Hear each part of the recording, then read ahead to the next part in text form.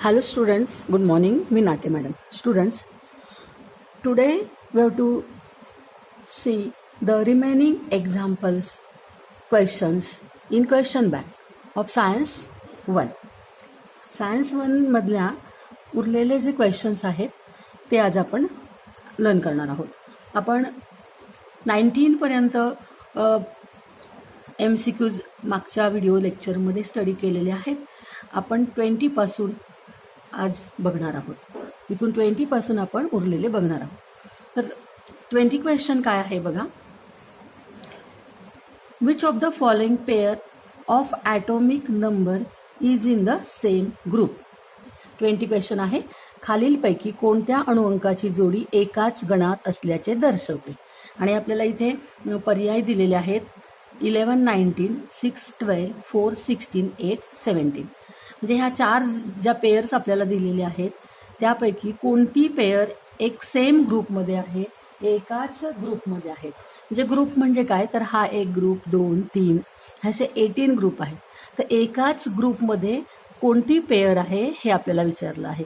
आता ज्यावेळेस आपल्याला एकाच ग्रुपमध्ये असलेल्या इलेमेंटला शोधायचं असतं त्यावेळेस एक प्रॉपर्टी तुम्हाला माहीत पाहिजे किंवा एक फॉर्म्युला म्हणून आपण माहीत पाहिजे की एकाच ग्रुपमध्ये असलेले जे इलेमेंट्स असतात त्यांच्या ॲटममधल्या व्हॅलन्सी इलेक्ट्रॉन सेम असतात. हे लक्षात ठेवा. ज्या एकाच ग्रुपमध्ये असलेल्या सर्व इलेमेंटच्या ॲटमचे जे व्हॅलन्सी इलेक्ट्रॉन असतात सेम असतात. व्हॅलन्सी इलेक्ट्रॉन म्हणजे काय, तर लास्ट शेलमध्ये असलेल्या इलेक्ट्रॉनची संख्या. आता आपण इथे बघूया की आपल्याला पेयर कुठल्या कुठल्या दिलेल्या आहेत. पहिली पेयर आपल्याला दिलेली आहे 11, 19 ही पहिली पेयर दिली आहे. आता 11, 19 यांचे आपण व्हॅलन्सी इलेक्ट्रॉन शोधण्यासाठी आपण यांचं इलेक्ट्रॉन कन्फिगरेशन काढूया. इलेक्ट्रॉन कन्फिगरेशन काय आहे बघायचं. 11 म्हणजे काय, तर तुम्ही नेहमी लक्षात ठेवा की पहिल्या शेलमध्ये 2च असतात, दुसऱ्या शेलमध्ये 8 आणि उरलेले तिसऱ्या शेलमध्ये. तर 2 आणि 8 10, उरला किती 1, म्हणजे मग 11 होतील. म्हणजे हा 11 जो आहे ते 11 ॲटॉमिक नंबर असलेल्या इलेमेंटचे जे इलेक्ट्रॉन कन्फिगरेशन आहे ते आहे 281. आणि 19चे बघा काय असेल, पहिल्यामध्ये 2च असतात, पहिल्या शेलमध्ये 2 असतात, दुसऱ्या शेलमध्ये 8, तिसऱ्या शेलमध्ये किती 9 येतील बघा. 2 आणि 8 10, 10 आणि 9 19. आता तुम्हाला माहिती आहे की 9 जे आहेत, 9 जे आहेत ते 9 एक लास्ट शेलमध्ये कधीच असत नाही. आता हा लास्ट शेल झाला आणि म्हणून 9च्या ऐवजी इथे काय येईल, याचं परत काय करायचं, डिस्ट्रीब्युशन करायचं. याचं डिस्ट्रीब्युशन कसं करायचं, तर हा 8 इथे 8 आहे तो इथं घ्यायचा आणि उरलेला 1. म्हणजे याचं इलेक्ट्रॉन कन्फिगरेशन कसं झालं आहे 2, 8, 8, 1. म्हणजे हा जो इलेमेंट आहे ज्याचा ॲटॉमिक नंबर 19 आहे त्याचं इलेक्ट्रॉन कन्फिगरेशन 2881 असं झालं आहे. आणि हा जो इलेमेंट आहे की ज्याचं ॲटॉमिक नंबर 11 आहे त्यांचं इलेक्ट्रॉनिक कन्फिगरेशन झालेलं आहे 281. ओके. आता इथे व्हॅलन्सी इलेक्ट्रॉन याच्यात कोणाला म्हणतो आपण, तर जो लास्ट शेल आहे हा लास्ट शेल हा झाला व्हॅलन्सी इलेक्ट्रॉन, लास्ट शेलमध्ये असलेले इलेक्ट्रॉन. इथे बघा, इथे लास्ट शेल कोण आहे, हां, तर मग इथे व्हॅलन्सी इलेक्ट्रॉन हा झाला. मग इथे किती व्हॅलन्सी इलेक्ट्रॉन आहेत, तर इथे व्हॅलन्सी इलेक्ट्रॉन आहेत 1, इथे सुद्धा व्हॅलन्सी इलेक्ट्रॉन आहे 1. म्हणजे याचा अर्थ असा की हे ज्यांचे ॲटॉमिक नंबर 11 आणि 19 आहे हे दोनही इलेमेंट हे सेम ग्रुपमध्ये असणार आहे, कारण की त्यांचे व्हॅलन्सी इलेक्ट्रॉन सेम आहे. तर सेम ग्रुपमध्ये असल्याचं कॅरेक्टरिस्टिक काय आहे, सेम ग्रुपमध्ये केव्हा असतात, if they have same valency electron.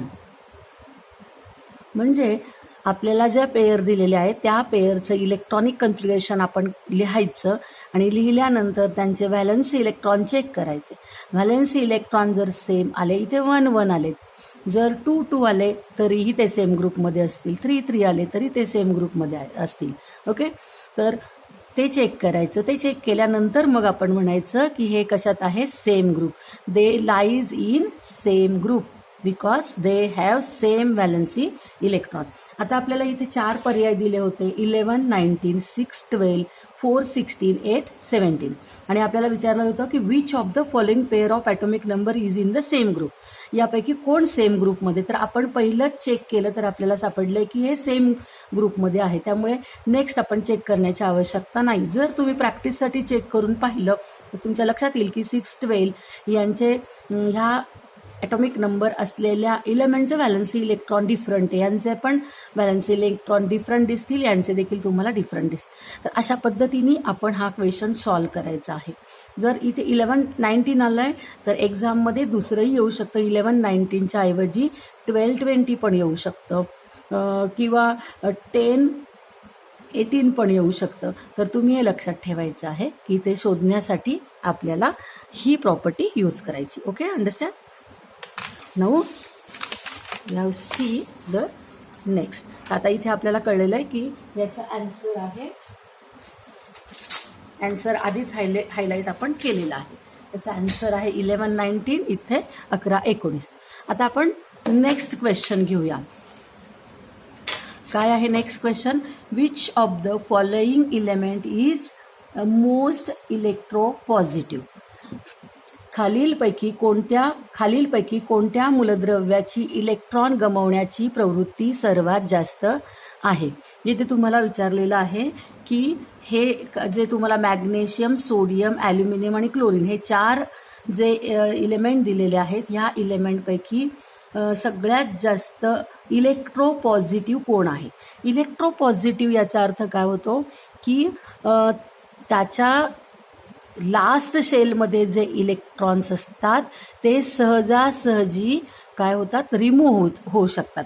मग आता एक नेहमी लक्षात ठेवा की लास्ट शेलमध्ये जर कमी इलेक्ट्रॉन्स असतील तर ते लवकर रिमूव्ह होतात, सहजच रिमूव्ह होतात. आणि जर जास्त कम्पॅरेटिव्हली जर जास्त इलेक्ट्रॉन असतील तर ते रिमूव्ह होण्यासाठी काय होतो, वेळ लागतो. आणि म्हणून इलेक्ट्रोपॉझिटिव्हिटी ही शोधण्यासाठी आपल्याला काय करावं लागणार आहे, ह्या चौघांचे व्हॅलन्सी इलेक्ट्रॉन कम्पेअर करावे लागतील. या चौघांपैकी ज्याचा व्हॅलन्सी इलेक्ट्रॉन हा कमी आहे तो मोस्ट इलेक्ट्रोपॉझिटिव्ह असणार आहे.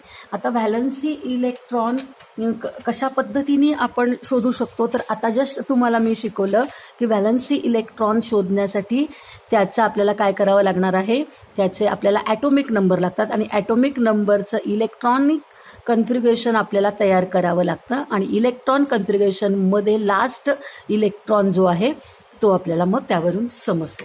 मग आता आपल्याला ह्याच पद्धतीने इथे मॅग्नेशियम, सोडियम, ॲल्युमिनियम आणि क्लोरीन, मॅग्नेशियम, सोडियम, ॲल्युमिनियम आणि क्लोरीन यांचे इलेक्ट्रॉनिक कन्फिग्युरेशन आपल्याला तयार करावे लागतील. आता इथे आपल्याला यांचं इलेक्ट्रॉनिक कन्फिग्युरेशन तयार करण्यासाठी आपल्याला यांचं काय माहिती पाहिजे, तर आपल्याला यांचे ॲटॉमिक नंबर माहिती पाहिजे. ॲटॉमिक नंबर किंवा जर तुम्ही 1 ते 20 पर्यंत जर त्यांचे 1 ते 20 पर्यंत जर तुम्ही हे सरळ पाठ केलेले असतील तर तुम्हाला लगेच कळेल क्रम की sodium, magnesium, aluminium, silicon, phosphorus, sulphur, chlorine. तर इथे क्रम आपल्याला लगेच दिसतो. जर आपले 1 ते 20 पाठ असतील तर आपल्याला हा क्रम कळतो की सोडियम आहे, मग मॅग्नेशियम आहे, मग ॲल्युमिनियम आहे आणि मग क्लोरीन आहे. म्हणजे जर तुमचे 1 ते 20 पाठ असतील तर तुम्हाला ह्या पद्धतीने पण सोडवण्याची गरज नाही. आता मॅग्नेशियमचा ॲटॉमिक नंबर काय आहे बघा, 12. सोडियमचा किती आहे, 11. मला तर वाटतं तुम्ही 1 ते 20 पाठ करून टाका, त्याच्यावरती बरेच प्रश्न येणार आहेत. आणि इथे क्लोरीन आहे, क्लोरीनचा किती आहे बघा, इथे 17. आता इथे तुम्ही यांचे इलेक्ट्रॉन कन्फिग्युरेशनसुद्धा काढू नका, इथे लगेच क्रम लावा. ह्याच्यात क्रम लावल्यानंतर पहिला कोण येणार आहे, सोडियम येणार आहे. सोडियम फर्स्ट येईल आणि त्याच्यानंतर कोण येणार आहे, मॅग्नेशियम, मॅग्नेशियम नंतर ॲल्युमिनियम, ॲल्युमिनियम नंतर क्लोरीन. मग इथे आपल्या लक्षात येतं की सोडियमचा व्हॅलन्सी इलेक्ट्रॉन किती आहे, इथे 1 आहे. बघा इथे किती येईल, 2 8 1. याचा किती येईल, 2 8 2. ह्याचा 283 287. सगळ्यात कमी व्हॅलन्सी इलेक्ट्रॉन कुणाचा आहे? याचा सोडियमचा. सोडियमला व्हॅलन्सी इलेक्ट्रॉन 1 आहे, मॅग्नेशियमचा 2 आहे, ॲल्युमिनियमचा 3 आहे, याचा 7 आहे. म्हणजे इथे आपल्या लक्षात येतं की इलेक्ट्रोपॉझिटिव्ह कोण आहे? जे कमीत कमी इलेक्ट्रॉन कोण लूज करतं? तर सोडियमचा कमीत कमी इलेक्ट्रॉन लूज. सगळ्यात कमी इलेक्ट्रॉन कुणाचे लूज होतात? तर सोडियमचे. आणि म्हणून sodium is the most electropositive among all those elements. ह्या सगळ्या इलेमेंट्समध्ये सोडियम हा मोस्ट इलेक्ट्रोपॉझिटिव्ह आहे, हे आपल्या लक्षात येतं. तर याचा आन्सर काय आहे? सोडियम आहे. आणि इकडे पण सोडियम. म्हणजे मराठीतून जर विचार करायचा झाला तर ह्या चौघांमध्ये सगळ्यात कमी व्हॅलन्सी इलेक्ट्रॉन कुणाचा आहे? तर सोडियमचा आहे. आणि म्हणून सोडियम सगळ्यात कमी इलेक्ट्रॉन लूज करतो आणि सहज त्याचा इलेक्ट्रॉन काय होतोय? सोडियमचा इलेक्ट्रॉन सहजपणे लूज होऊ शकतो. म्हणजे म्हणून सोडियम हा काय आहे? तर इलेक्ट्रोपॉझिटिव्ह आहे, इलेक्ट्रोधनायन आहे. म्हणून याचा आन्सर सोडियम आहे.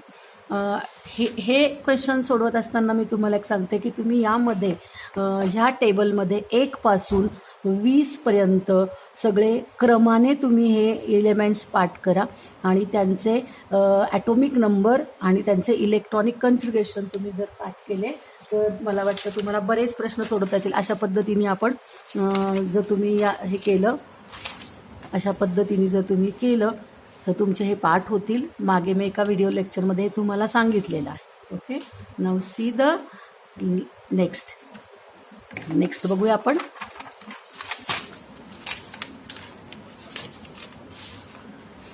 नेक्स्ट क्वेश्चन आहे, which of the following element has largest atomic size? Sodium, magnesium, potassium आणि कॅल्शियम. विच ऑफ द खालीलपैकी सर्वात मोठ्या आकारमानाचे मूलद्रव्य कोणते? सोडियम, मॅग्नेशियम, पोटॅशियम आणि कॅल्शियम. आता सोडियम, मॅग्नेशियम, पोटॅशियम, कॅल्शियमपैकी सगळ्यात मोठा आकारमानाचा साईजचा कोण ॲटम आहे? तर आता बघा, तुम्हाला माहिती असेलच किंवा आपण बघितलेलंच आहे की ज्या ॲटमची रेडियस ही मोठी असते तो ॲटम कसा असतो? मोठा असतो. आता जर आपण बघितलं सोडियम आणि मॅग्नेशियम हे दोघं, सोडियम आणि मॅग्नेशियम ह्याचा 11 आहे आणि हा 12 आहे. आता ह्या दोघांमध्ये हे दोघं कुठल्या पिरियडमध्ये? थर्ड पिरियडमध्ये. हे तुम्हाला माहिती आहे की ह्यांचे नंबर ऑफ शेल किती आहेत? नंबर ऑफ शेल आहे 3. बघा 2 लिहून दाखवते. हा क्वेश्चन बघा, सोडियम, मॅग्नेशियम याचा आहे 11, याचा आहे 12. याचं इलेक्ट्रॉनिक कन्फिगरेशन आहे 281, याचा आहे 282. या दोघांमध्ये जर आपण पाहिलं तर दोघांचे नंबर ऑफ शेल कसे आहेत? सेम आहेत. आणि पुढचं आपण जर बघितलं पोटॅशियम आणि कॅल्शियम, तर पोटॅशियमचा किती आहे? 19 आणि कॅल्शियमचा आहे 20. तर याचं इलेक्ट्रॉनिक कन्फिगरेशन आपण इथं वरती शिकलेलोच आहोत, 2881. आणि याचं इलेक्ट्रॉनिक कन्फिगरेशन आहे 288. किती झाले? 2 आणि 8 10 आणि 8 18 आणि 2 20. तर आपण जर इथे कम्पेअर केलं तर हे कोणत्या पिरियडमध्ये? हे थर्ड पिरियडमध्ये, तिसऱ्या पिरियडमध्ये. आणि हे कोणत्या पिरियडमध्ये? चौथ्या पिरियडमध्ये. तर ह्या चौघांमध्ये कोणता ॲटम हा मोठा असेल? तर जर ह्या दोघांचं कंपॅरिझन केलं तर ज्यांचं नंबर ऑफ व्हॅलन्सी इलेक्ट्रॉन हे लहान असतात, कमी असतात, नंबर ऑफ व्हॅलन्सी इलेक्ट्रॉन कमी असतात, तो मोठा असतो. म्हणजे मॅग्नेशियमपेक्षा सोडियम कसा असणार आहे? मोठा असणार आहे. हा काय आहे? मोठा आहे. Sodium is greater than magnesium, कारण की व्हॅलन्सी इलेक्ट्रॉन कशी आहे? याचं कमी आहे. इफ व्हॅलन्सी इलेक्ट्रॉन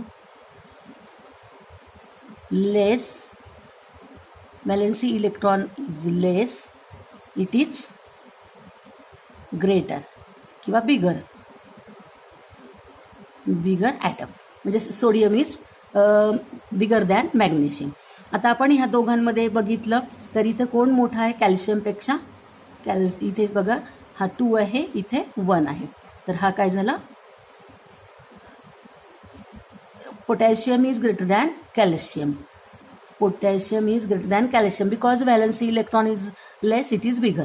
ह्याचा व्हॅलन्सी इलेक्ट्रॉन कमी आहे, त्यामुळे हा मोठा. म्हणजे ज्या इलेमेंटमध्ये व्हॅलन्सी इलेक्ट्रॉन कमी असतो तो कसा असतो? मोठा असतो. म्हणजे हा यापेक्षा मोठा आहे, हा यापेक्षा.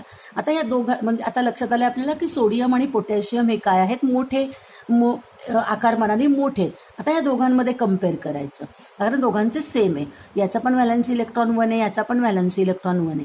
तर मग ह्या दोघांमध्ये कोण मोठा असेल? तर ज्याचं नंबर ऑफ शेल जास्त आहे. आता याचा नंबर ऑफ शेल किती आहे? 3 आहे. याचा नंबर ऑफ शेल किती आहे? 4 आहे. म्हणजे याच्याकडे 1 शेल जास्त आहे, याच्याकडे 3 शेल आहे, याच्याकडे 4 शेल. म्हणजे हा बघा, हा न्यूक्लियस, एक पहिला शेल, दुसरा शेल, तिसरा शेल, 1 2 3. आणि जर आपण हे बघितलं तर हा पहिला शेल, दुसरा शेल, तिसरा शेल आणि चौथा शेल. म्हणजे हा काय झाला? मोठा झाला. म्हणजे ज्याचा नंबर ऑफ शेल इज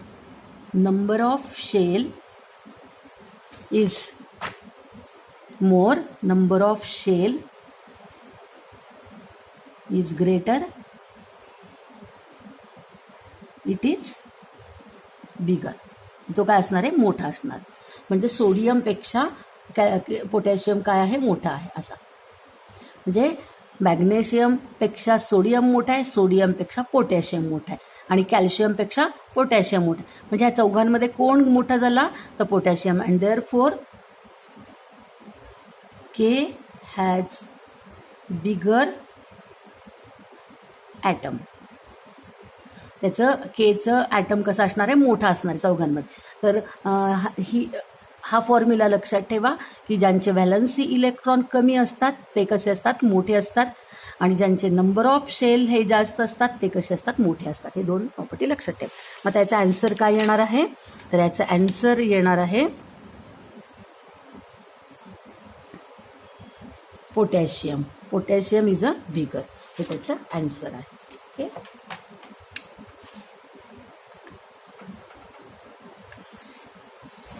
इथे आलं आहे पोटॅशियम. आता आपण बघूया next 22. Arrange the following element in decreasing order of their metallic character. Sodium, silicon, chlorine, magnesium आणि ॲल्युमिनियम. आपल्याला 5 इथं दिलेले आहेत आणि आपल्याला त्यांच्या मेटॅलिक म्हणजे धातू गुणधर्म, मेटॅलिक म्हणजे काय? धातू गुणधर्मानुसार त्यांचं आपल्याला अरेंजमेंट करायचं आहे. तर आपण मराठीमध्ये बघूया. खाली दिलेल्या मूलद्रव्यांच्या धातू गुणधर्मानुसार योग्य उतरता क्रम निवडा. उतरता क्रम म्हणजे काय? तर धातू गुण जो आहे तो कसा कसा कमी होत जातो आहे तो आपल्याला निवडायचा आहे. आता इथे बघा, arrange the following elements in decreasing order of their metallic character. म्हणजे यामध्ये सगळ्यात जास्त धातुगुण ह्या 5 जणांपैकी कुणाचा आहे तो आधी लिहायचा, आणि त्यानंतर त्याच्यापेक्षा कमी झालेला. मग असं धातुगुण कमी कमी होत जातोय अशा पद्धतीने ही अरेंजमेंट करायची. तर आपण अरेंजमेंट ती कशी करता येईल बघा. आपल्याकडे कोण आहे? सोडियम आहे, नंतर आहे सिलिकॉन, मग आहे क्लोरीन, मग आहे ॲल्युमिनियम, मॅग्नेशियम आणि मग आहे सोडियम, सिलिकॉन, क्लोरीन, मॅग्नेशियम. झालेत आपले सगळे लिहून. आता याच्यामध्ये बघा, परत मी तुम्हाला सांगितले 1 ते 20 पर्यंत जर तुम्ही पाठ केले ना तर भरपूर तुमचे प्रश्न. आता यांचा तुम्हाला जर पाठ असेल क्रम तर लगेच इथे दिसतंय आपल्याला क्रम पाठ असेल तर सोडियम, मग मॅग्नेशियम, मग ॲल्युमिनियम, सिलिकॉन, फॉस्फरस, क्लोरीन अशा पद्धतीने आपण मांडणी करू शकतो. म्हणजे आधी किंवा पाठ नसेल तर तुम्हाला त्यांचे हे माहिती असतात. हा कोण आहे? ॲटॉमिक नंबर 11 आहे, ह्याचा ॲटॉमिक नंबर आहे 14, याचा आहे 17, याचा आहे 13, याचा आहे 12. आता आपण मांडणी करूया. पहिल्यांदा 11 म्हणजे सोडियम, नंतर मॅग्नेशियम, नंतर ॲल्युमिनियम, नंतर सिलिकॉन, आणि सिलिकॉन नंतर क्लोरीन. तर अशा पद्धतीने जॉईन. तर हे सोडियम कुठे असणार आहे, तर आपल्या पिरियॉडिक टेबलमध्ये तो लेफ्ट साईडला आहे. आणि लेफ्ट साईडपासून जसं आपण राईटकडे जाऊ तसं sodium, magnesium, aluminium, silicon, phosphorus, sulphur, तर यांचा मेटॅलिक कॅरेक्टर काय होत जातो, कमी कमी होत जातं. हा मोर मेटॅलिक आहे, हा त्याच्यापेक्षा कमी मेटॅलिक आहे, ह्यांच्यामध्ये मेटॅलिक प्रॉपर्टी कमी कमी होत जाते. मग अशा पद्धतीने ह्या दिशेने जर आपण गेलो तर त्यांची मेटॅलिक प्रॉपर्टी ही कमी कमी होत जाते. म्हणजे मेटॅलिक प्रॉपर्टी सगळ्यात जास्त कुणाची, सोडियमची. त्यानंतर मॅग्नेशियमची, मॅग्नेशियमपेक्षा कमी कुणाची, ॲल्युमिनियमपेक्षा कमी सिलिकॉनची, सिलिकॉनपेक्षा कमी क्लोरीनची.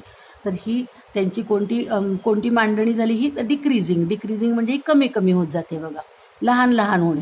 जर इन्क्रीजिंग विचारलं असतं तर क्लोरीन इकडे लिहायला लागला असता. तुमच्या लक्षात आलं असेल की आपल्याला 1 ते 20 पर्यंतचे जर ॲटॉमिक नंबर पाठ केले आणि 1 ते 20 पर्यंत हे जर पाठ केले तर बरेच प्रश्न आपल्याला सॉल्व्ह होऊ शकतात. मग याचा आन्सर काय, sodium, magnesium, aluminium, silicon, chlorine. बघा कुठे हे answer, sodium, magnesium, aluminium, silicon, chlorine. तर हा त्याचा काय आहे, क्रम आहे. ओके. आता बघूया 24. Which of the following does not increase while going top to bottom in periodic table. Atomic size, metallic character, valency, number of shell. मराठीतून बघा, आवर्त सारणीतून वरून खाली जाताना खालीलपैकी काय वाढत जात नाही.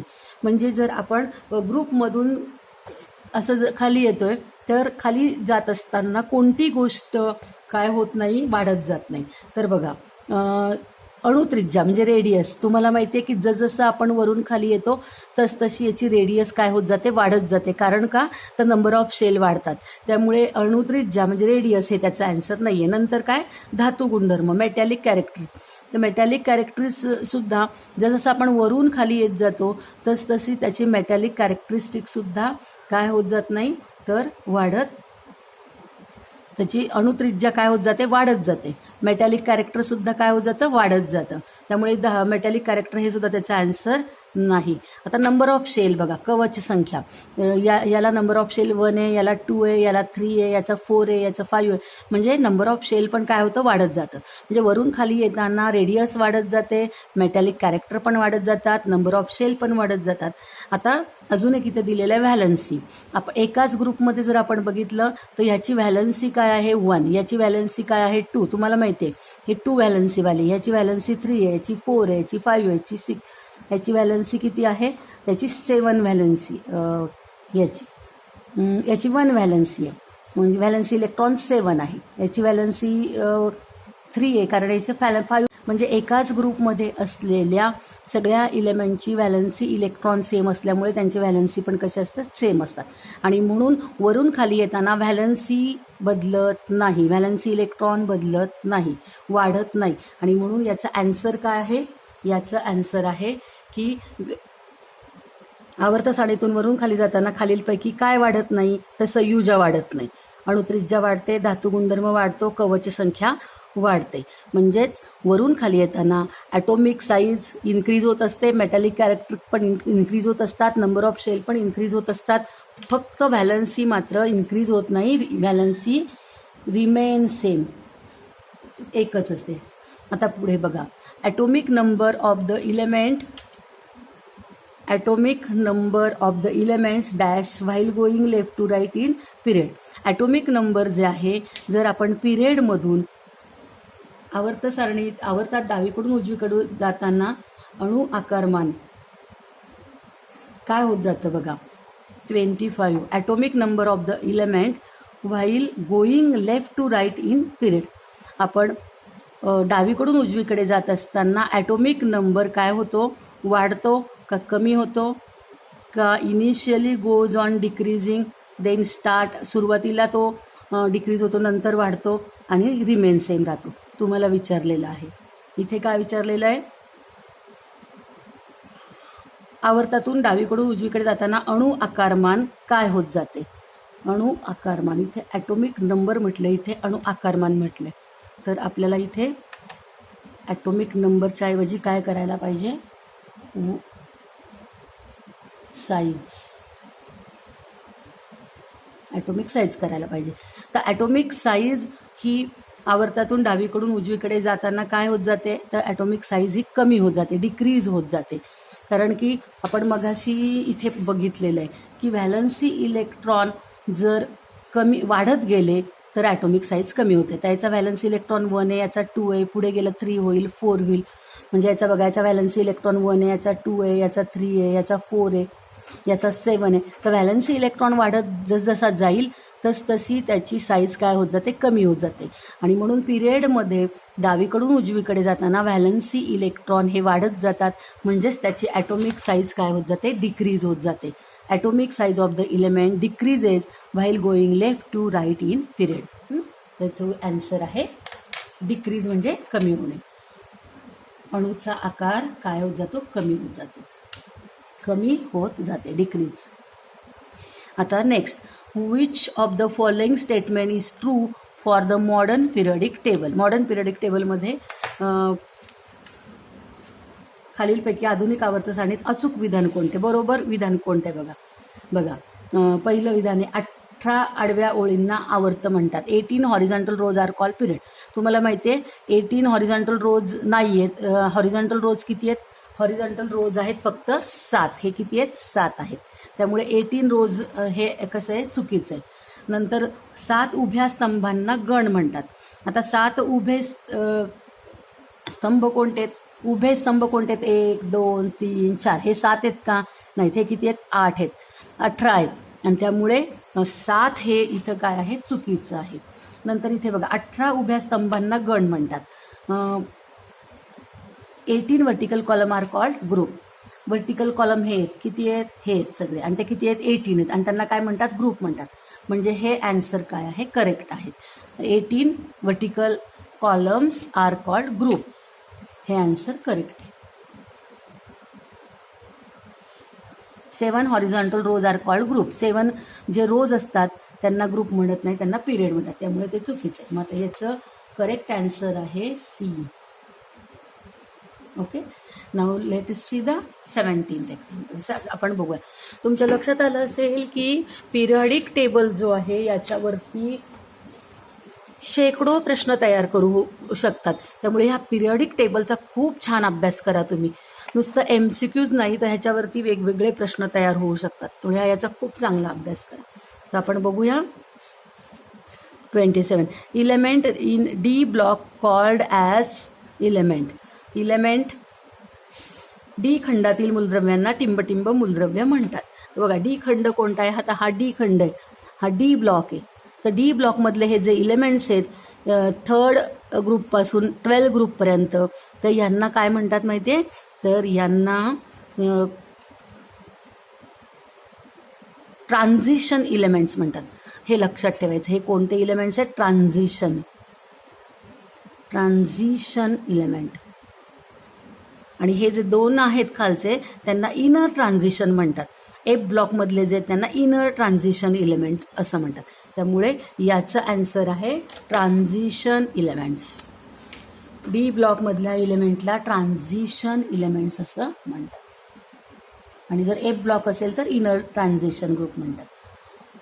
संक्रमक, मराठीमधून त्याला म्हणतात संक्रमक मूलद्रव्य. अणूचे आकारमान त्यांच्या टिंबटिंबने दर्शवतात. आता त्यांचे अणुअंक, त्रिज्या, कवच संख्या आणि अणुवस्तुमान. तर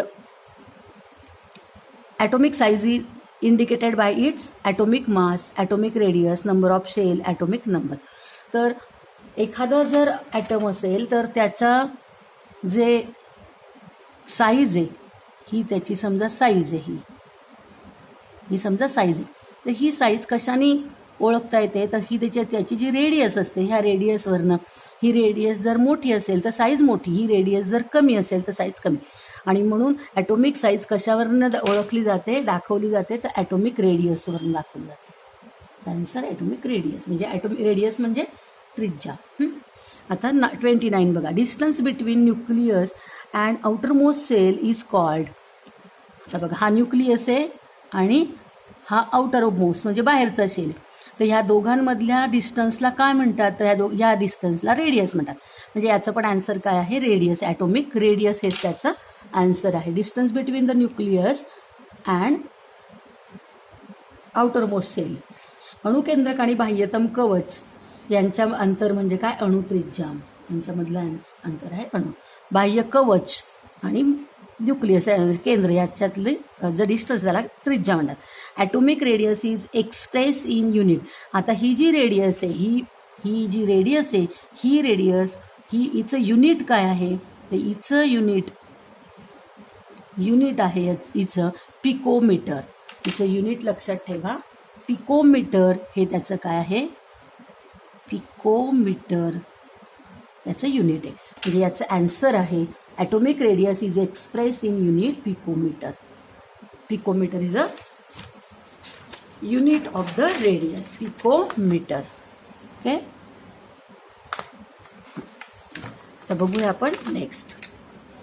the tendency of element to form cation is dash of the elements. Cation म्हणजे धन आयन फॉर्म करण्याची जी टेंडन्सी असते ॲटमची तिला काय म्हणतात? Non metallic character, basic property, metallic character, acidic property. बघा, मूलद्रव्याची धनायन बनवण्याची प्रवृत्ती म्हणजे मूलद्रव्याचा टिंब गुणधर्म होय. अधातू गुणधर्म, आम्लारी गुणधर्म, धातू गुणधर्म आणि आम्ल गुणधर्म. म्हणजे एखादा जर मूलद्रव्य असेल, समजा हा इलेमेंटचा जर ॲटम असेल आणि याचा जो बाहेरचा शेल असेल, ह्या शेलमधला जो इलेक्ट्रॉन आहे हा इलेक्ट्रॉन लूज झाला म्हणजेच त्याचं काय तयार होतं? त्याचं कॅटायन तयार होतं. तो कॅटायन तयार होतो आणि ह्या कॅटायन तयार होण्याची ज्या इलेमेंटच्या ॲटमचा कॅटायन तयार होतो तो काय असतो? इलेमेंट असतो मेटल. मेटलची ती प्रॉपर्टी आहे, मेटॅलिक प्रॉपर्टी आहे ती, की कॅटायन बनणे म्हणजे मेटॅलिक प्रॉपर्टी आणि इलेक्ट्रॉन येणे म्हणजे कुठली प्रॉपर्टी? Non metallic property. म्हणजे लक्षात ठेवा, एखाद्या इलेमेंटच्या ॲटममधून आउटरमोस्ट शेलमधून जर इलेक्ट्रॉन सहजासहजी लूज होत असतील तर त्याचे कॅटायन तयार होतात आणि इलेक्ट्रॉन जर ॲक्सेप्ट केले जात असतील तर त्यांचे अनायन तयार होतात. आणि ज्या इलेमेंटमध्ये कॅटायन तयार होतात ते इलेमेंटची कोणती प्रॉपर्टी असते? ते कोण असतात? ते मेटल्स असतात.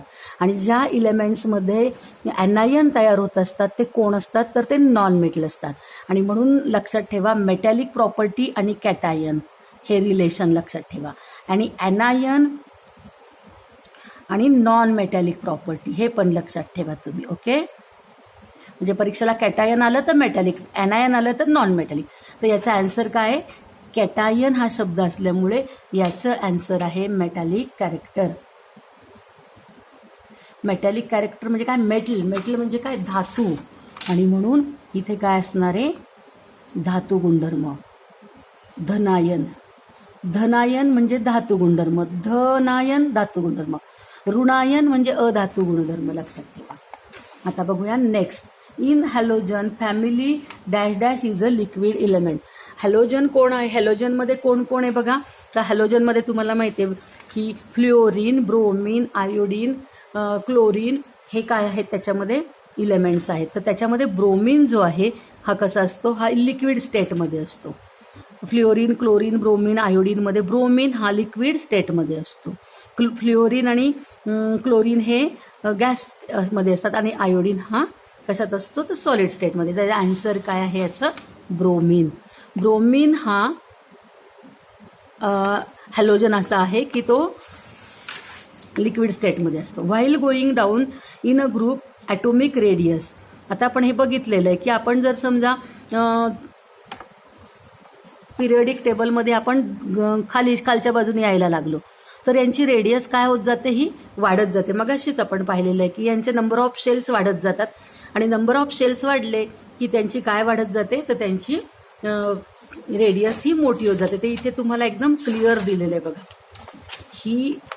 हे तुम्ही नीट जर बघितलं तर खालच्या दिशेने जर आपण आलो तर increasing atomic radius, decreasing electronegativity, non metallic character, increasing electropositivity. आणि हे खूप महत्त्वाचे. हे 1 3 आणि हे 3 6 तुम्ही जर पाठ केले तर खूप महत्त्वाचे. तर जर आपण खालच्या दिशेने यायला लागलो तर ॲटॉमिक रेडियस काय होत जाते? गोज ऑन इन्क्रीजिंग म्हणजे वाढत जाते. आपण जर खालच्या दिशेने गणात वरून खाली जाताना अणुत्रिज्या वाढत जाते. आणि इथे गोज ऑन इन्क्रीजिंग, वाढत जाते. आता पुढचं बघा 34, मूलद्रव्याची ऋणायन बनण्याची प्रवृत्ती म्हणजे काय? म्हणजेच आत्ताच मी तुम्हाला सांगितलं कॅटायन म्हणजे कोण? मेटॅलिक. आणि कॅटायन म्हणजे धन आयन आणि ॲनायन म्हणजे ऋण आयन. हां, हे धन आयन, हे ऋण आयन. तर ऋण आयन म्हणजे कोण? Non metallic. आणि धन आयन म्हणजे कोण? मेटॅलिक. तर तुम्हाला प्रश्न विचारलेला आहे की धनायन बनणे कुठे गेलं हे? हां, मूलद्रव्याची ऋणायन बनण्याची प्रवृत्ती म्हणजे काय? तर नॉन मेटल. नॉन मेटल म्हणजे काय? अधातू गुणधर्म. नेक्स्ट क्वेश्चन आहे की टेंडन्सी ऑफ इलेमेंट फॉर्म ॲनायन. ॲनायन म्हणजे काय? मायनस. हां, तर मायनस म्हणजे कोण? ॲनायन. ॲनायन म्हणजे काय? कोण? Non metal. चा आन्सर आहे अधातू गुणधर्म. ओके. बघा आता element in zero group are called noble gas. हे तुम्हाला माहिती आहे की झिरो ग्रुप जो आहे त्याला नोबल म्हणतात किंवा राजवायू म्हणतात. ओके, बघा इथे हा झिरो ग्रुप याला काय म्हणतात? इनर्ट गॅस किंवा नोबल गॅस असं यांना म्हटलं जातं. ओके, तर आपण आजचा व्हिडिओ इथे पूर्ण करूया. आपण पुढचे जे 36 पासूनचे जे क्वेश्चन आहे ते लेसन नंबर 3चे आहेत, ते आपण पुढच्या व्हिडिओजमध्ये बघणार आहोत. स्टुडंट, तुम्हाला आजचा व्हिडिओ लेक्चर कसा आवडला का? जर आवडला असेल तर व्हिडिओला लाईक करा आणि अजूनपर्यंत जर तुम्ही सबस्क्राईब केलं नसेल तर जरूर सबस्क्राईब करा, म्हणजे पुढच्या क्वेश्चन बँकचे नोटिफिकेशन तुम्हाला येत राहतील. आणि तुम्ही तुमच्या इतर फ्रेंड्सला सुद्धा सबस्क्राईब करायला सांगा, म्हणजे त्यांना ह्या क्वेश्चन बँक्सचे नोटिफिकेशन येत राहतील. मी पुढे सगळे क्वेश्चन बँक्स सोडवणार आहे. Okay, thank you.